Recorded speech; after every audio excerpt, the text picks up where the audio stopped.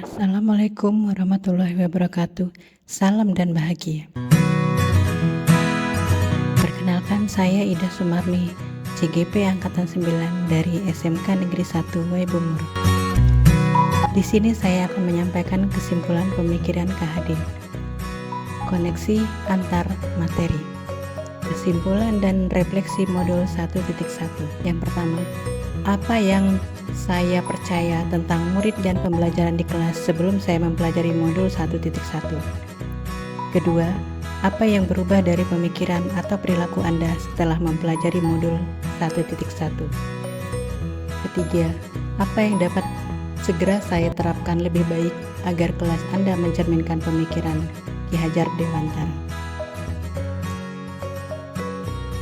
Pendidikan dan pengajaran tidaklah sama. Pengajaran adalah bagian dari pendidikan. Pengajaran adalah proses pendidikan dalam memberi ilmu untuk kecakapan hidup anak secara lahir dan batin. Pendidikan pada hakikatnya adalah menuntun atau memberi tuntunan terhadap segala kekuatan kodrat yang dimiliki anak agar ia mencapai keselamatan dan kebahagiaan setinggi-tingginya, baik sebagai manusia maupun sebagai anggota masyarakat. Sebelum mempelajari modul 1.1, pembelajaran yang saya lakukan hanya transfer materi pelajaran. Kemudian, ketuntasan dalam penyampaian materi lebih penting daripada memahami karakter siswa ataupun murid. Selanjutnya, hanya melihat dari nilai aspek kognitif saja. Jika nilai murid atau siswa sudah mencapai KKM, kemudian dianggap pembelajaran sudah berhasil. Sedangkan murid hanya sebagai objek pembelajaran. Seharusnya pembelajaran berpusat pada guru atau teacher center, tidak memperdulikan apakah murid sudah benar paham atau hanya meminta siswa menghafal materi.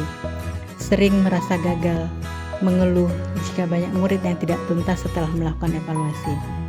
Kemudian, apa yang berubah dari pemikiran atau perilaku saya setelah mempelajari modul 1.1? Namun setelah saya mempelajari modul 1.1 tentang pemikiran Ki Hajar Dewantara, saya menyadari bahwa apa yang saya pikirkan dan saya lakukan selama ini tidak tepat.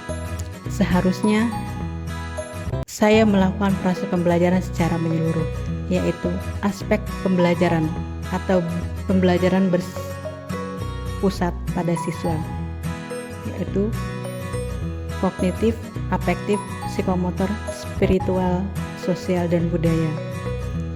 Kemudian murid sebagai subjek pembelajaran, yaitu memberikan kebebasan berekspresi, mengemukakan pendapat, dan berkreasi. Kemudian guru sebagai fasilitator pembelajaran, dan guru harus ikhlas, penuh kesabaran dengan segala ketulusan hati.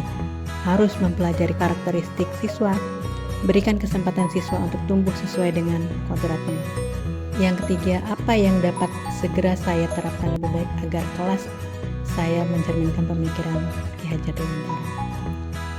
Yang harus dilakukan yaitu memerdekakan anak yang dapat dengan cara merancang pembelajaran yang interaktif dan menyenangkan dengan melibatkan siswa atau murid sesuai metode student center. Kemudian menerapkan pembelajaran APA 21, yaitu berpikir kritis, kreatif, komunikasi, dan kolaborasi. Pembelajaran tidak